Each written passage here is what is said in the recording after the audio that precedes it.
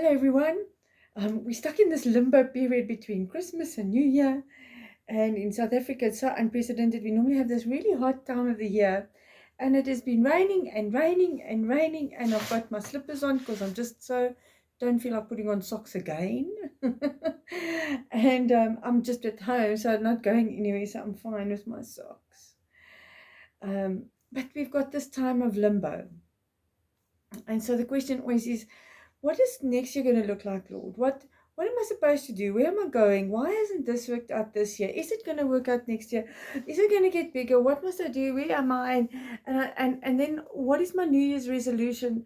And I always, when my daughters ask, I always go, chocolates. I'm not going to eat any, and they know I'm lying. Because if that ever happens, then we're really going to have lots of snow in the hot months of summer. So Ecclesiastes 3 verse 11 says, God has made everything beautiful in its time. And this is what we are looking at in this time period, in this period where nothing much is going on compared to when a new year starts and we start getting ready and getting busy again. It's been a few years now and we haven't had big Christmas parties or New Year's parties. We used to have them, but we haven't had for many years. And it's just this time of the year is a time of anticipation, just like we did for Christmas. But we were anticipating Christmas, and then we said we're anticipating the birth of Christ. And then, we have all these arguments, and then the Jews are anticipating Hanukkah, and then people say, but we're just having Christmas and it's not about Christianity. And so we have these arguments, but in this time, it's this time of limbo. It's kind of, we're waiting for the new year. And some of us, especially because of the last 2 years, it's almost a dreadful time. But God says, God has made, Ecclesiastes 3 verse 11 says, God has made everything beautiful in its time. And sometimes some things can start off ugly. And there's not a politically correct term to use, ugly.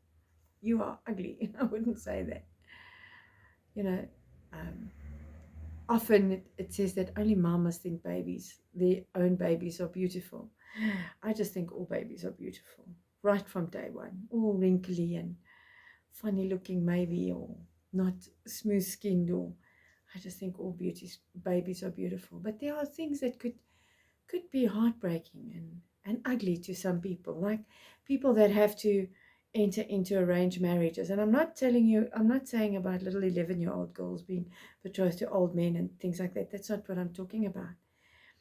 But in some Indian cultures and some African cultures, the parents go out and choose a suitable husband, and they generally make a really good decision, or they try the best for their daughter.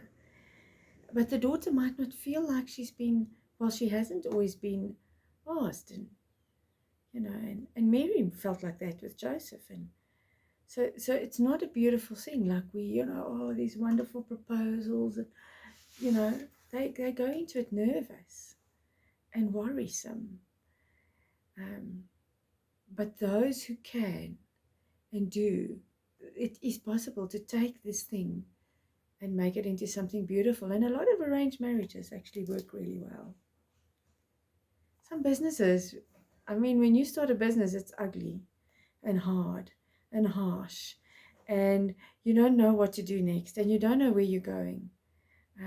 But you get to this place where you eventually, like this year, I ended on a break even, and I was like, there's beauty happening. And not that my innovations and my creativity and that has been ugly. It's just that the business of doing business can be quite ugly and worrisome, and your nights are not sleep filled, and your days are freaking out times. My business is starting to look good. Learning, you know nothing about a subject, and now you want to know something, and you have to go through, and it's studying and it's struggling. And a lot of my children's friends have graduated into places, but learning new things. My daughter's going into grade 12, And I look at her journey and everything that has happened up until now. Everything happens and turns into good, but in its own time. That is the key. So wait for the time. There are things you might need to change and to move around, but things become beautiful. If you know that you're doing the right thing and you're on the right path, it comes beautiful in God's own time. Think about it. Have a wonderful day, and we'll speak again tomorrow.